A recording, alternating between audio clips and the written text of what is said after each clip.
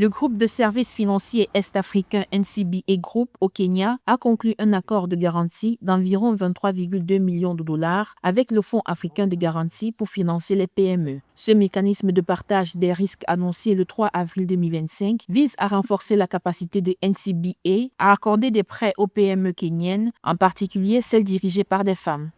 Le gouvernement kenyan devrait changer son approche par rapport aux petites et moyennes entreprises. Elle a un point de vue extrêmement court-termiste, alors que cette problématique-là demande un point de vue moyen, voire même long terme. En effet, voici un gouvernement qui, au lieu d'élargir l'assiette fiscale, augmente l'impôt, entre autres sur les PME.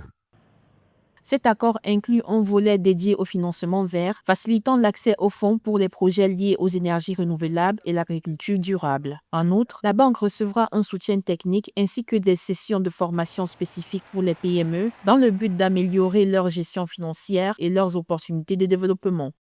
En fait, ce que le gouvernement donne d'une main, il le récupère de l'autre côté avec les impôts. Juste à ce chiffre. 60% des PME kenyanes étaient en défaut de paiement en 2023. Cela veut dire que plus de 2 tiers des entreprises kenyanes n'arrivaient pas à faire face à leur engagement financier. Et dans cette atmosphère-là, le gouvernement kenyan ne trouve rien d'autre à faire que d'augmenter les impôts.